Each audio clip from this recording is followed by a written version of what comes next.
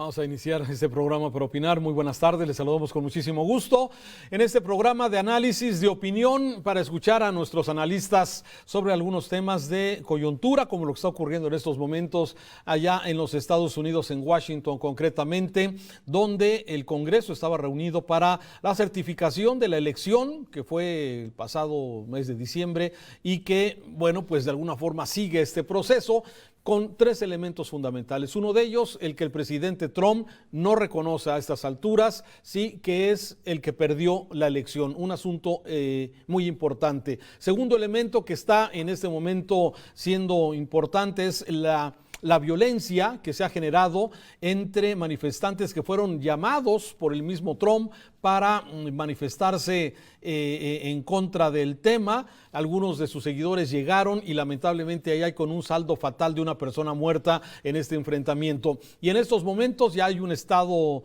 de sitio, un toque de queda, donde las autoridades de Washington han implementado para evitar pues que la violencia continúe. Así es que la situación es tensa. Esta tarde con nosotros aquí en Para Opinar los periodistas Diego Petersen, Juan María Naveja y Jonathan Lomelí, a quien saludo con muchísimo gusto precisamente aquí en este programa Para Opinar. ¿Cómo están? Les saludo. Feliz año, primer programa del año. ¿Qué tal? Feliz año, Raúl. Muchas gracias. Ahí estamos. Bueno, a ver, vamos, a ver, los saludo con gusto. A ver, ¿te parece que empezamos contigo, Juan María, que de alguna forma has dado seguimiento a todo lo que ha venido ocurriendo, para que nos pongas al día qué es lo que ha sucedido, qué es lo que está pasando y también cuáles son las últimas novedades? O sea, ¿por qué es importante este hecho que está ocurriendo hoy en Washington, D.C.? Hoy tendría que ser un acontecimiento, Raúl, de mero trámite en el cual el Congreso de los Estados Unidos se reúnen las dos cámaras para certificar lo que el colegio electoral mandó una vez que hizo el recuento de los 538 votos electorales que determinaban que el próximo presidente de los Estados Unidos será Joe Biden. 306 votos electorales para él por 232 del presidente Trump. Así era de simple, así era de sencillo. Sin embargo, los republicanos empezaron a objetar en apoyo a la posición del presidente Trump, que ha sostenido que le robaron, que hubo fraude y en lo cual ha presentado 60 impugnaciones, todas rechazadas por las cortes, tanto menores como la propia Suprema Corte de Justicia de los Estados Unidos. Y una sesión que debió ser de mero trámite se enturbió porque por la mañana el presidente de los Estados Unidos dio un discurso en el cual le llamó a sus seguidores para que se fueran al Congreso a protestar. Llegaron por miles al grado de que invadieron el recinto en donde se estaban desarrollando las discusiones por parte de los legisladores, y estos disturbios motivaron cierta preocupación porque entró gente armada, empezaron a violar el propio recinto, el hemiciclo donde se reúnen los legisladores. El vicepresidente Mike Pence, quien era el presidente en turno, como corresponde a la presidencia del Senado, tuvieron que desalojarlo con la situación que estaba predominando. En todo esto hubo 13 policías heridos y una mujer que también resultó herida y ya nos reportan que murió. En el curso de todo esto, el presidente Trump justificó, ya hasta justificó las acciones, mientras que el presidente electo, Joe Biden, le pidió que saliera a dar un mensaje por la televisión nacional para solicitar que se tranquilizaran, que se retirasen del entorno y que además decía, estamos ante situaciones nunca vistas, fue lo que dijo el presidente electo. La alcaldesa de Washington decretó el estado de sitio a partir de las 6 de la tarde. A la policía del Congreso se le agregó ya la Guardia Nacional, de tal suerte, Raúl, que para ya redondear todo esto, la líder de la Cámara de Representantes, Nancy Pelosi, está anunciando que hoy por la noche se reanuda la sesión, que deberá terminar tan simple y sencillo como decir los números son tales y el próximo presidente, el número 46 de los Estados Unidos, será Joe Biden. Caramba, complicado. A ver, Jonathan, Diego, ¿cómo ven este escenario que nos comenta Juan María? Se aferra con todo el presidente Trump y bueno, qué situación tan compleja, tan complicada, en donde pareciera que, a ver, no son pocos los manifestantes que fueron convocados allá a Washington. Jonathan. Sí, claro, Raúl. A ver, recordemos que pues prácticamente la mitad de los votos que se emitieron fueron para Trump, es decir, es un país dividido. A mí me parecen impresionantes las imágenes que vemos de cómo toman el Capitolio los agentes de seguridad apuntando a los manifestantes dentro del recinto. Digamos, son imágenes inéditas que desde luego también marcan un tiempo distinto en el que estamos viviendo, es decir, la democracia, que es el ejemplo en Occidente, está sumida en una crisis por la figura de Donald Trump. De esto yo quisiera extraer un par de comentarios y tratar de extrapolarlos a nuestra realidad mexicana.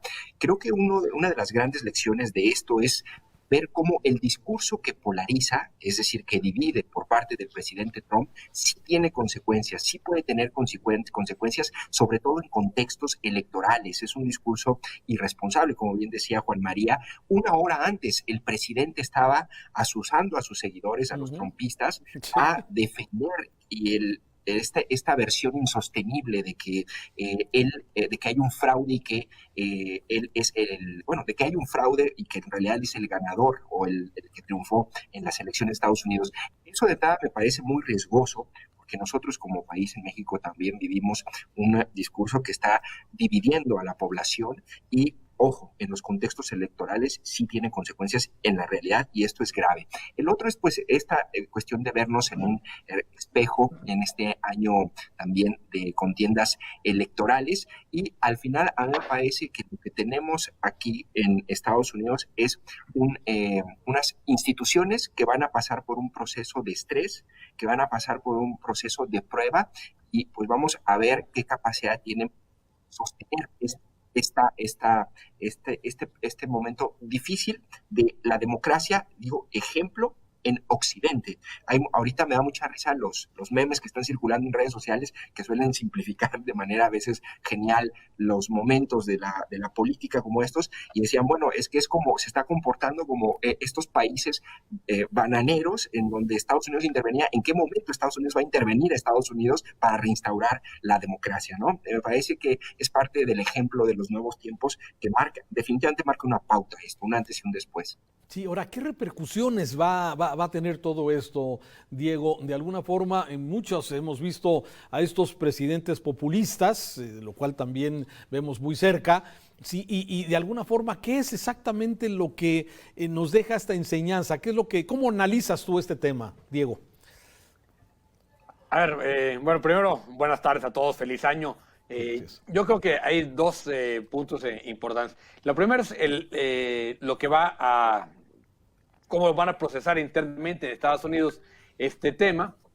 Se habla ya de que algunos republicanos están pidiendo que se haga un juicio político a el propio presidente Trump, que el gabinete está, digamos, cerrando a filas con Pence y no con Trump. Es decir, va a terminar fatal su administración. Y hay que recordar que tiene por lo menos dos causas importantes en dos estados. En Nueva York por evasión de impuestos y lo que acaba de pasar en Georgia, que vimos el fin de semana, viernes, sábado, domingo, que una grabación donde el presidente Trump le pedía al secretario de gobierno del estado de Georgia encontrar 11,000 votos que le dieran la vuelta a la elección y que le permitieran a él alegar el tema del fraude.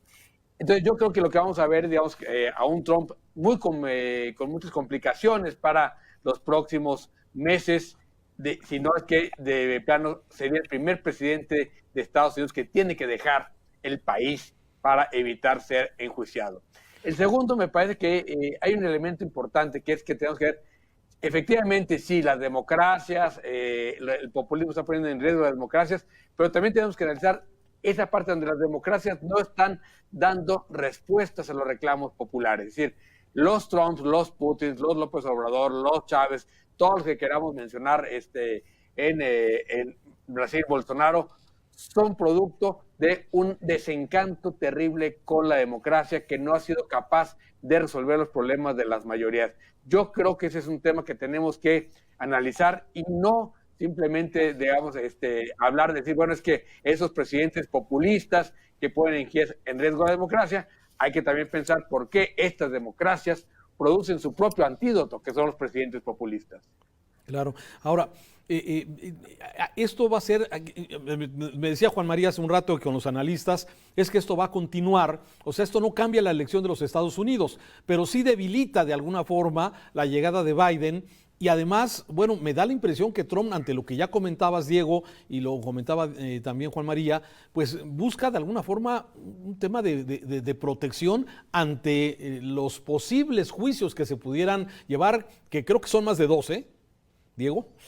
Sí, son estos dos, digamos, los que son como muy claros. Además están los federales. Y muchos relacionados también con violencia, en fin, o sea, hay varias cosas, pero ¿qué es exactamente, digamos, cómo se va a dar esta transición y cuál es la enseñanza, digamos, si es que se puede llamar enseñanza, o lo que podemos observar desde países como México? Y ahí es donde, ¿cómo lo ves? A ver, yo creo... adelante, Juan María, perdón. No, Diego, no. Perdón. Te lo está.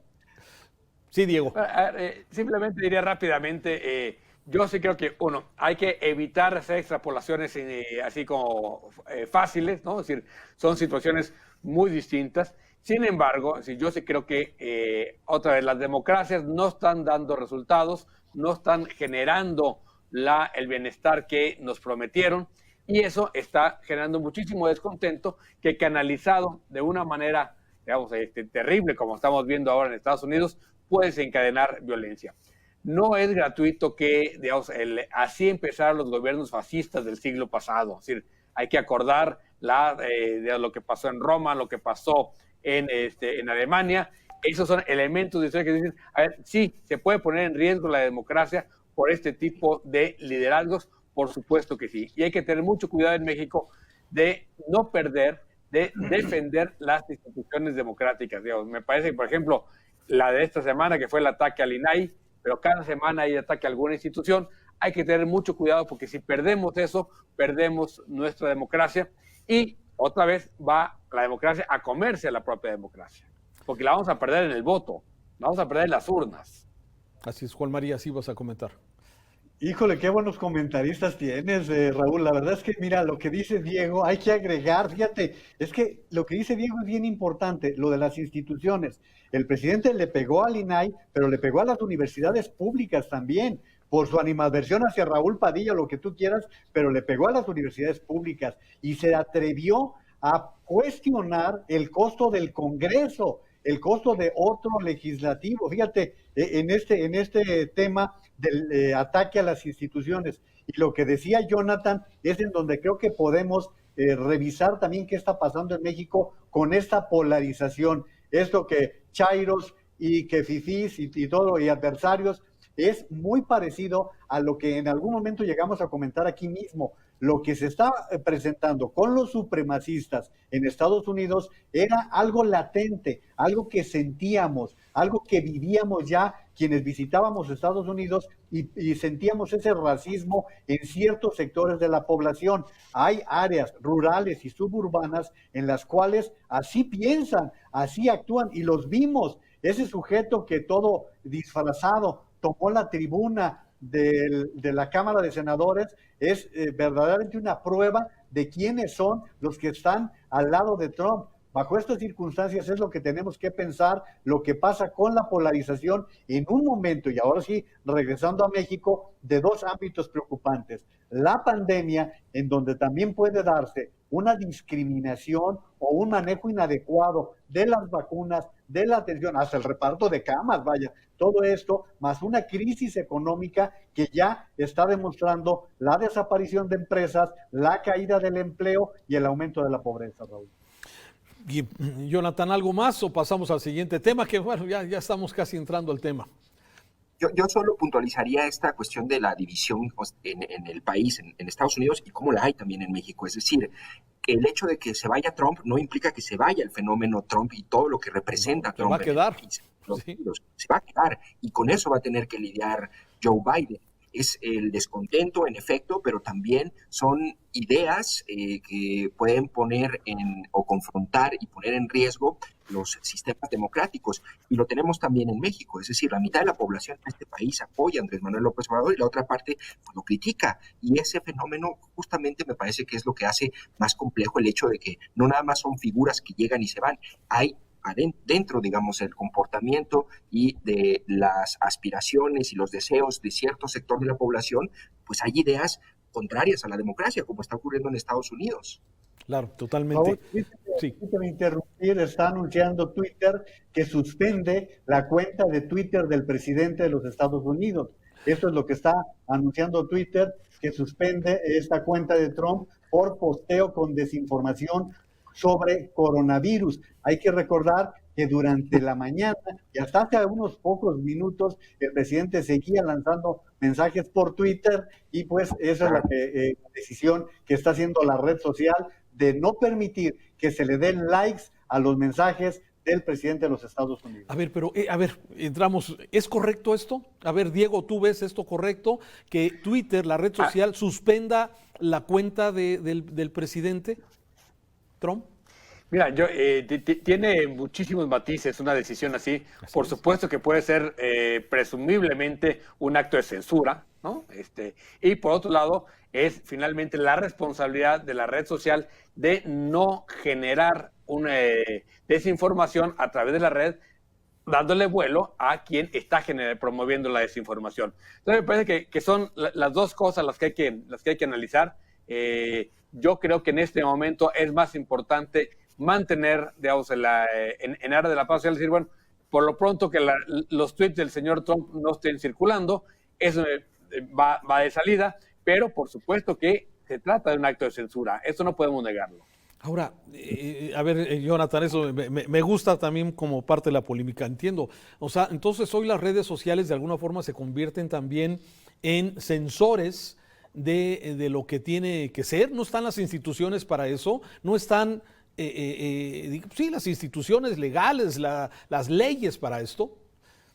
Pues es que me parece que ese es un debate que está abierto, es decir, ¿quién va a decidir entonces qué es lo que sí se puede publicar y qué no? Pásenme la lista entonces de temas y cómo los debemos abordar para que entonces podamos saber qué vamos a publicar y qué no. A mí me parece también, coincido que sí es un acto de censura. Tampoco, digamos, seamos inocentes y el hecho de que no tenga Twitter el presidente Trump no implica que no va a poder difundir su mensaje por otras vías o por otros canales. Ciertamente puede acotarlo, pero a mí me parece que en todo caso debería existir. Por eso la importancia de unas políticas de regulación del Internet en donde se pudieran establecer o se aspiraría o se pudiera aspirar a ciertas reglas en el comportamiento y en el manejo de la información. Pero a ver, yo no sé, digamos, habría que revisar un poco el tema. ¿Bajo qué criterios una empresa decide retirarle la cuenta y no quizá bajo un marco regulatorio se pudiera plantear un escenario así más adelante? Incluso creo que es otra lección que podríamos empezar a tomar aquí en México. Las redes sociales, estamos viendo en este caso cómo pueden llevar al extremo el comportamiento de las personas o de la sociedad con un líder como es Trump y el manejo de las propias redes sociales. A mí me parece que sí es un acto de censura. No podemos a partir de esta experiencia decir, bueno, pues para la próxima quitamos de la cuenta o borramos estos mensajes a un líder. Hay que debatirlo, me parece. Es un tema complejo, creo. Oye, pero la oportunidad, ¿no? La oportunidad, me parece, como dice Diego, quizás sea el momento, ¿no? Pero me parece que eso se presta para un gran debate, Juan María. Sí, la razón que está dando Twitter es una entrevista que le habría dado Donald Trump a la cadena Fox, en la que dice que los niños son prácticamente inmunes al COVID-19, cosa que le pareció irresponsable a Twitter. Y aquí, mira, ya abundando en lo que decía particularmente Diego, las cadenas grandes de televisión, ABC, NBC, CBS, Univisión, no transmitieron el mensaje del presidente por la mañana. Solamente Fox, CNN, fueron pocas las cadenas que transmitieron este mensaje del presidente. Y ahí es donde te preguntas, bueno, a ver, ¿es censura o simplemente es una prerrogativa del medio de decir, yo no estoy de acuerdo con transmitir este tipo de mensajes? Sí, yo me parece que se presta el tema, se presta a debate, ¿no? Seguramente lo va a hacer. Bueno, ya hasta Fox critica fuertemente a los analistas de Fox, estuvieron criticando fuertemente al presidente Trump, que fueron sus aliados durante estos últimos tiempos, ¿no? Sí, yo creí que decías que Vicente Fox, dije, ¿cómo que escuchas a Vicente Fox? ¡Qué barbaridad! Espérate, todavía no llegamos a esto. Oye, vamos a continuar, si les parece, vamos a hablar de las vacunas. Estábamos de vacaciones, muchos, otros estaban seguramente trabajando en estas fechas de Nuevo Año, de Navidad. Llegan las nuevas vacunas y han sucedido una serie, de hecho, poquitas vacunas para México, pero bueno, somos de los 13 países que están teniendo ya algo de vacunas. Regresando, platicamos del tema.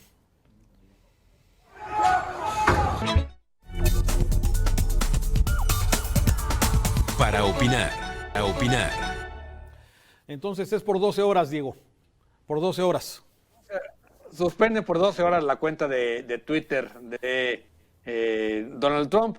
Hay también un corresponsal desde la Casa Blanca que habla ya pues, de que el presidente está desquiciado dentro de la Casa Blanca, ¿no? Que hay en los reportes dentro de la Casa Blanca es que hay un verdadero relajo dentro de Casa Blanca. Hay que acordarnos de la película justamente sobre repúblicas bananeras, la de Woody Allen, ¿no? Del golpe de Estado en vivo, ¿no? Que se transmite, ¿cómo se llamaba? Si no me equivoco, era República Bananera, ¿cómo se llama? Banana, ¿no? La película Bananas.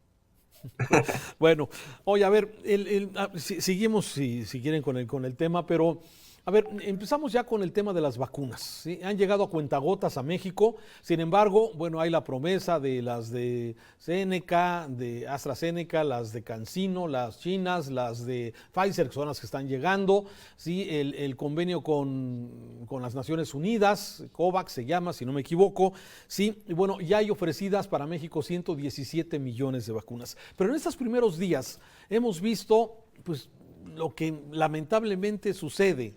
Primero, extrañamente para mí, se suspende el día primero, el 1 de enero, la aplicación de la vacuna. Me parece un desacierto cuando está a cuentagotas esto, ¿sí? Segundo, se va de vacaciones el responsable. Sí, ya lo decía Jonathan hace un rato que se comentaba sobre el tema. Y la otra es, bueno, ¿qué expectativa hay realmente con que la distribución sea equitativa, transparente, justa, de acuerdo a un programa de distribución? Diego, si quieres empezamos contigo. A ver, yo diría, uno, comentamos desde hace unos meses que la única política por la que apostaba el gobierno federal ya no era la contención de la pandemia, sino la llegada de la vacuna. Es decir, prácticamente desde junio el gobierno renunció a cualquier otra gestión que no fuera la de la vacuna. Y hay que decir que efectivamente, políticamente, porque esta es una decisión política, políticamente lo hacen muy bien, porque finalmente México está entre los primeros países que reciben vacunas. El número es tan ridículo, y se ve tan ridículo que le den recepción de Estado a cada 40,000 vacunas que llegan, 40,000 dosis que gustan para 20,000 personas, ¿no? Es verdaderamente ridículo, pero están haciendo política, Raúl. O sea, alguien decía, si fueron capaces de rifar un avión sin avión, que no hagan una campaña de vacunación sin vacunas. ¿Es importante que se haya suspendido el día primero? No, porque no hay vacunas. Es decir, en realidad, la cantidad de vacunas que están llegando ahorita son mínimas. No es importante, digamos, más que el presidente pueda decir que empezó la vacunación. La vacunación va a empezar cuando lleguen los lotes de 500,000 de vacunas, que se espera que sean la próxima semana, que empiece a llegar por lotes de 500,000, y entonces sí, podremos decir que empezó la vacunación. Lo que hemos visto hasta ahorita es un show de la mañanera, nada más. O sea, México no ha empezado la vacunación. Es un ridículo pensar que esas vacunas de alguna manera van a tener efecto sobre alguna pandemia, ¿no? Es decir, hasta que no se empiece a aplicar masivamente, lo demás es propaganda. Oye, y además, bueno, en estos poquitas vacunas, pues ya empezaron esos actos de influyentismo de la comunidad médica, de trabajadores de la salud, que se quejan de que los que han recibido algunos no son los de la primera línea. Ese director del hospital del Estado de México que llevó a su esposa y a su hija a vacunar. A ver, ¿qué pasa en esto, Jonathan?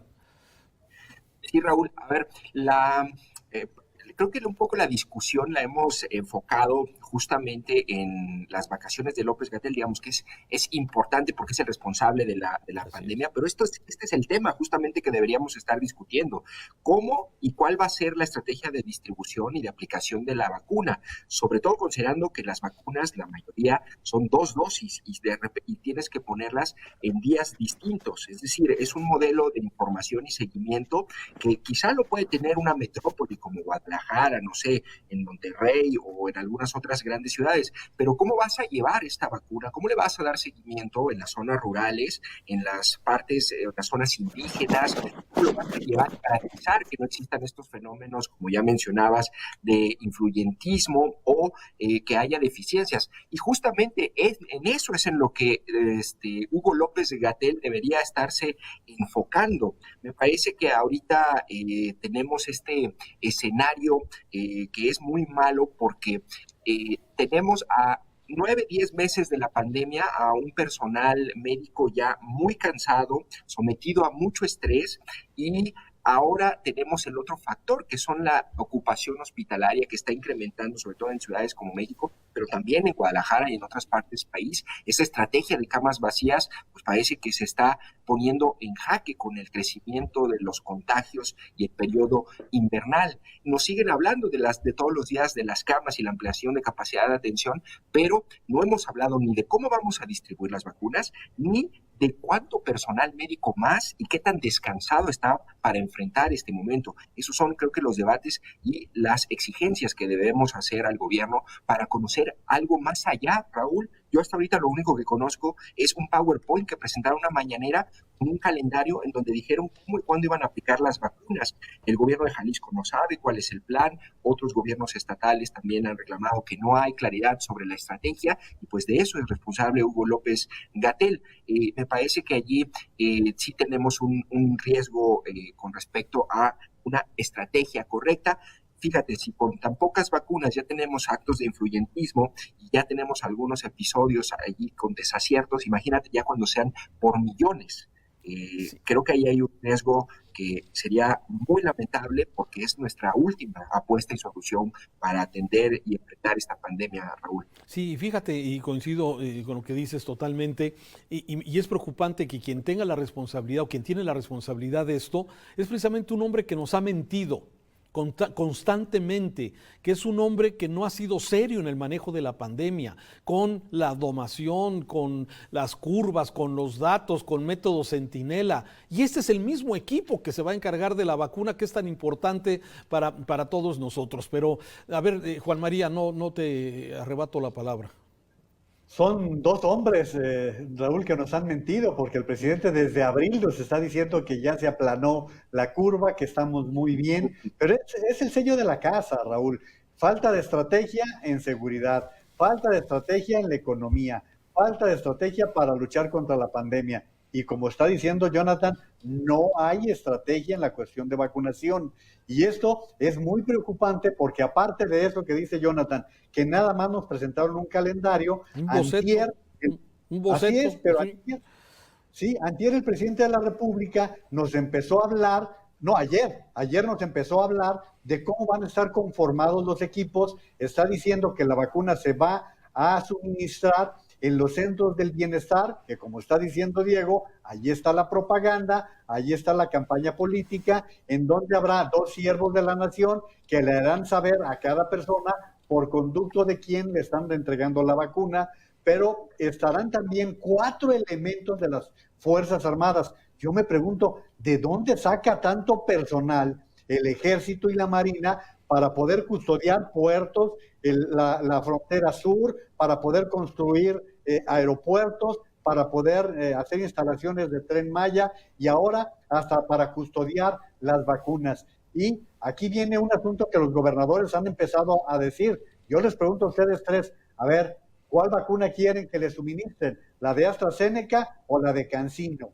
Y que ya el presidente está hablando la de CanSino cuando todavía se encuentra en la fase 3. En Oaxaca todavía la semana pasada estaban haciendo pruebas con la vacuna china, o quién está dispuesto a recibir la vacuna rusa. Por eso los gobernadores estaban pidiendo participar en todo esto. Y Raúl, ¿dónde está la iniciativa privada? Porque también los médicos que trabajan en el sector salud, en el sector privado, están diciendo, ¿y nosotros cuándo? Y con toda razón dirían los maestros, ¿y nosotros cuándo? Si ya están pidiendo que se abran clases en Campeche y Chiapas, por ejemplo, Raúl. Híjole, es que hay tanta cosa, pero no, para no atorarnos en los temas, y ahí quiero ligarlo un poco con el tema Jalisco. A ver, el tema de la pandemia en Jalisco tiene también sus facetas y quisiera sus puntos de vista sobre el tema. Estamos ahora en Jalisco es un botón de emergencia light, como más o menos se suspenden algunas actividades,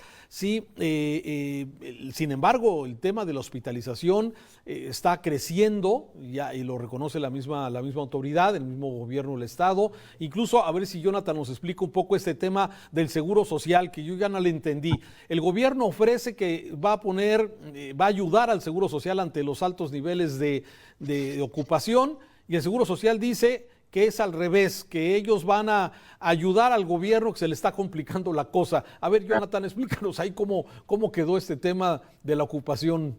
Es el conflicto entre el gobierno federal y el gobierno del estado, lamentable, con el tema de salud en medio.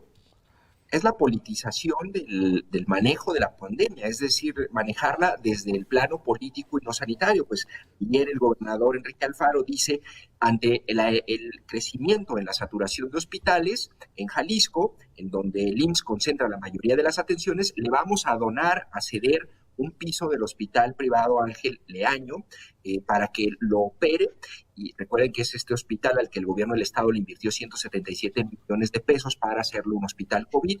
Eso lo dice ayer el gobernador, y hoy en la mañana el IMSS Jalisco, a través de su representante, su delegada, dice, estamos evaluando un convenio con el gobierno para ayudarle a operar ese piso porque no tiene la capacidad para hacerlo. Entonces, a ver, me parece que aquí lo que tenemos es justamente un manejo político de la pandemia, en donde en vez de preocuparse y coordinarse por atender y garantizar brindar la atención oportuna a los pacientes, pues tenemos ya, en un contexto mucho más cercano a las elecciones, un gobernador que intenta capitalizar políticamente, saliendo a decirse el salvador del IMSS, y un IMSS que ya no se la deja pasar esto, porque en efecto hay una respuesta y una reacción al planteamiento del gobernador. Al final, lo que a mí me parece es que lo que tenemos es un crecimiento sin duda en defunciones, en hospitalización, y el riesgo, el temor mayor del inicio de la pandemia de que se saturen los hospitales nunca había sido tan inminente como en este punto. Ok, Diego. A ver, yo creo que, nada más volviendo un poquito sobre las vacunas, México tiene una gran capacidad para vacunar, si ha quedado claro a lo largo de su historia, que es un país que ha podido, digamos, con las campañas de vacunación. Yo en ese sentido confiaría que las instituciones tienen la capacidad y que el ejército va a ser muy importante que ayude en las cuestiones de logística para el movimiento de la vacuna. La pregunta es si podemos vacunar a esa cantidad de gente que se requiere en el periodo que están planteando. Porque como bien dijiste, pues en este país donde un PowerPoint es estrategia, pues también, digamos, todo se resuelve con un dicho en la mañanera, ¿no? Nos van a decir en la mañanera cualquier cifra sin tener posibilidad de si es cierta o no.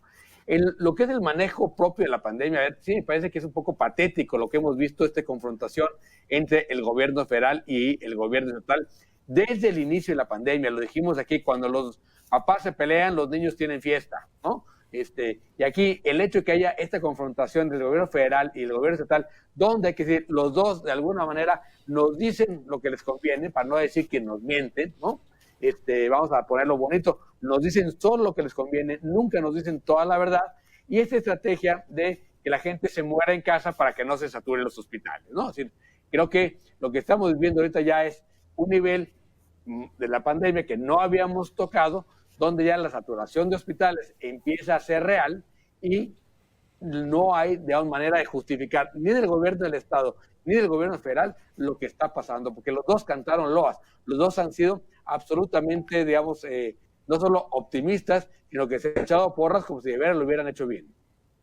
Sí, es una situación, y yo no sé, pero en mi entorno, mis amistades, mi familia, alrededor, los compañeros de trabajo, pues cada día hay más contagiados y cada día me entero de personas que están en los hospitales y lamentablemente personas que han perdido la vida, como seguramente ustedes también conocen y saben de esta situación. Y lo que dices, la vacuna va a ser para dentro de 18 meses, está programado que el 117 millones de mexicanos estén vacunados, de acuerdo al boceto que mostraron, al PowerPoint, que bueno, incluye de enero a febrero y luego de febrero a marzo a los de 60 años y más, en fin, así es que sí está una situación complicada.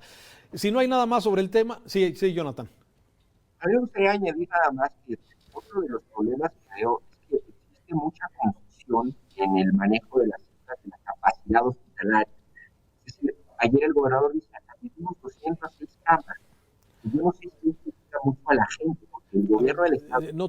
No te estamos escuchando bien. No, se movió tu audio. En lo que recupera el micrófono, Jonathan, Raúl, me gustaría apuntar algo que creo que es importante.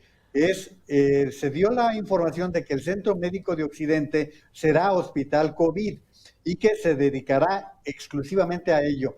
¿Por qué es importante este tema? Porque cuántas personas que están sufriendo otro tipo de enfermedades no están siendo atendidos. No es solamente la falta de medicamentos para enfermos de cáncer, los que están necesitados de diálisis. Estamos con otro tipo de problemas de salud que no están siendo atendidos y que es vital sobre todo este tema que se está presentando. Y el otro, algo que veía yo en Mural esta semana, que era la parte de las consecuencias que están sufriendo los contagiados de COVID y que traen una secuela que los va a obligar a una rehabilitación. Traemos problemas de otra índole y si bien es cierto que la pandemia es el tema central, pues no perdamos lo demás, Raúl. Sí, Jonathan, te recuperamos. Creo que Animal Político, nada más, Animal Político documentó eso que dice Juan María, 3 millones de personas que murieron por falta de atención. A ver, es que es increíble, o sea, bueno, sí es creíble todo lo que lamentablemente está pasando. Jonathan, estabas comentando. Un comentario breve y lo ligo con esto que mencionan Juan María y Diego. También hay mucha confusión y un manejo muy confuso de las cifras de capacidad hospitalaria, de ampliación. Nos habla el gobierno federal y el estatal de que tienen capacidad de una primera, segunda, tercera etapa, que pueden tener más camas, que al final son camas que le están quitando a la atención, digamos, normal en los hospitales. Pero bueno, al margen de esta confusión que existe, creo que aquí lo que le importa a la gente, si ayer les dice el gobernador de Jalisco, tenemos 206 camas más, pues ¿a ti de qué te sirve eso? Lo que necesitas es que te digan en qué hospitales están esas camas, a qué teléfono hablar para atenderte en esas camas, en qué momento ir al hospital. Y me parece que aquí el gran problema es que tenemos una comunicación con una lógica de campaña, es decir, en donde los gobiernos federal y estatal salen a hacer propaganda y no una lógica de comunicación social, que es la que se requiere, que es resolverle a la gente sus dudas de dónde, a qué hospital acudir, cuáles tienen disponibilidad, dónde hay unidades de terapia intensiva, unidades de terapia intermedia y camas generales. Y creo que es allí en donde está quedando a deber tanto el gobierno del estado como el gobierno federal, y aparte tenemos esta guerra durísima entre ambos, peleándose sobre quién se cuelga la medalla. Sí, hombre, sí, es lamentable. En fin, si no hay nada más, hacemos una pausa y regresamos para hablar un poco de este homicidio del exgobernador de Jalisco, Aristóteles Sandoval, allá en Puerto Vallarta. ¿Qué pasó? ¿Quién fue? ¿Cuáles son las motivaciones? Hasta el momento, ¿cómo van las investigaciones? En fin, todo este tema, si les parece, luego de la pausa.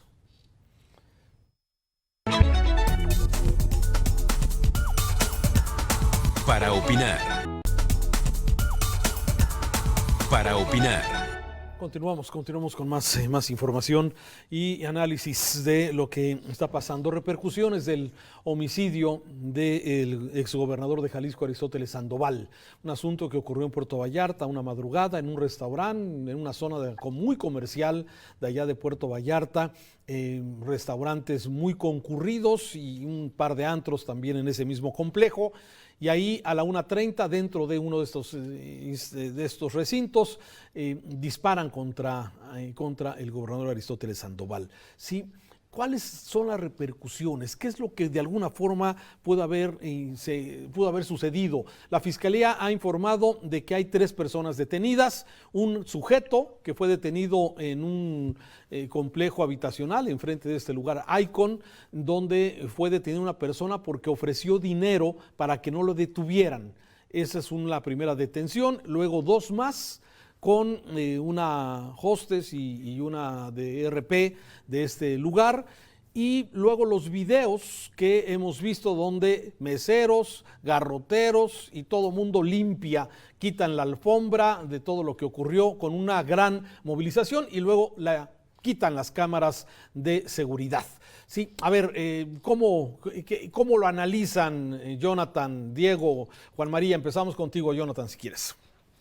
Sí, a ver, de entrada me da la impresión, bueno, no me da la impresión, es evidente que hay mucha presión para la Fiscalía para obtener resultados lo más rápido posible. Y bueno, también dimensionar, digo, seguramente se habrá mencionado en algún otro momento, pero yo hice una búsqueda y creo que es el asesinato o el narcoasesinato, porque el propio fiscal reconoce que está el crimen organizado vinculado, el narcoasesinato de mayor, digamos, jerarquía en México en la historia reciente. Ahora, sobre los resultados que ha presentado la Fiscalía, a mí me preocupa un poco que lo que ha ahorita mostrado como avances la Fiscalía es que básicamente es este extremo de confundir el crimen con la escena del crimen. Es decir, se ha enfocado en decir que removieron todos los indicios, cuando en realidad, digo, eso es importante, pero en realidad lo que necesitamos es avanzar sobre los responsables y la identificación de los responsables. Sí, esto permite inferir que puede haber allí una completa colusión por parte de personal del restaurante, eso es evidente, pero a ver, también valoremos las detenciones hasta este momento. Es una persona en un cateo en Vallarta, detenido y vinculado a proceso por cohecho. ¿Qué es el cohecho?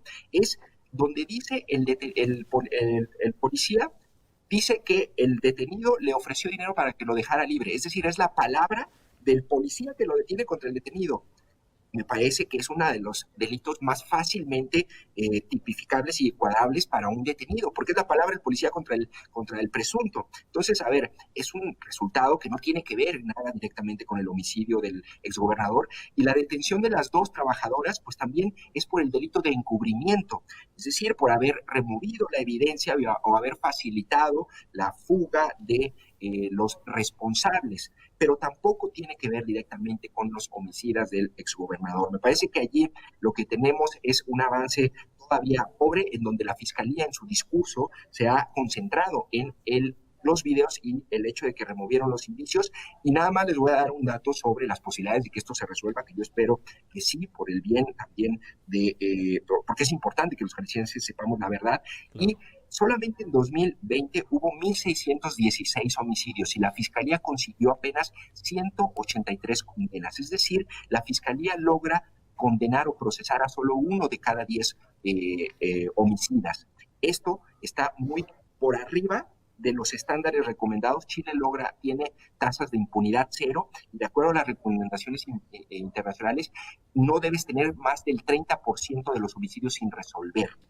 Y la Fiscalía pues tiene este grave problema, que es un grave problema de impunidad, y no va a ser, espero equivocarme, pero creo que no va a ser la excepción un exgobernador, como no lo fue el exfiscal regional, no sé si se acuerdan, Carlos Huitrón. No hay avances, no hay detenidos, no hay procesados por el asesinato del fiscal regional, uno de los 2 o 3 hombres más importantes en el Estado en materia de procuración de justicia.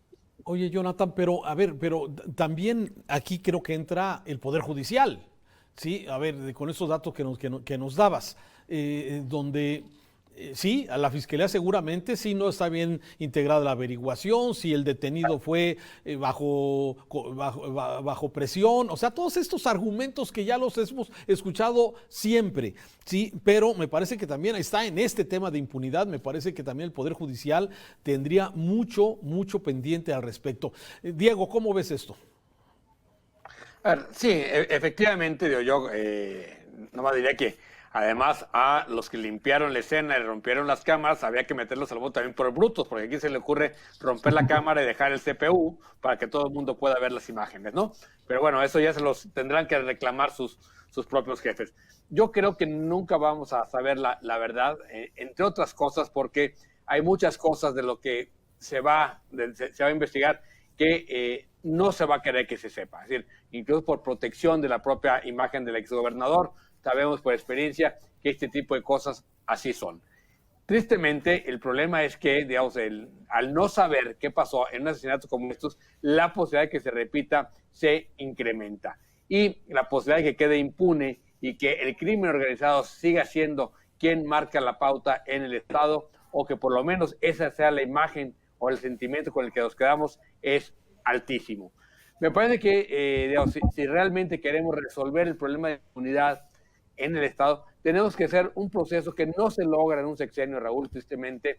Tiene que ser un proceso de largo plazo, de alguien que empiece a hacer el trabajo complicado, el trabajo de crear los cimientos de un nuevo poder judicial, de una nueva estructura de la policía, y que a lo mejor dentro de 18, 20 años otro va a cosechar esos resultados. Y ningún político está dispuesto a hacerlo, por lo tanto, pues seguimos dándole vueltas a lo mismo, maquillando, y vemos que al final esas instituciones siguen sin ser tocadas de fondo.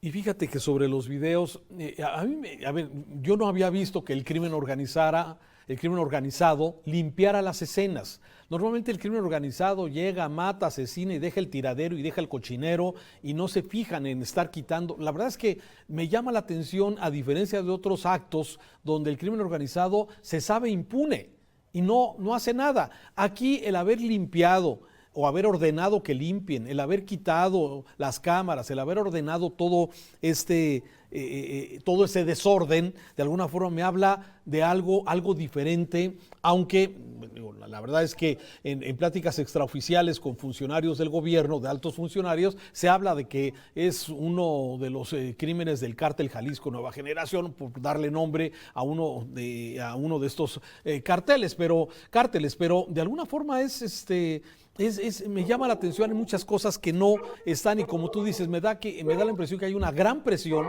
de la parte que tiene gran presión la Fiscalía. El gobierno federal, ¿qué papel ha hecho? Sí, excepto la referencia que hizo el presidente del asesinato, de lamentar el asesinato, yo no recuerdo alguna otra cosa hasta el momento, ¿no? Juan María.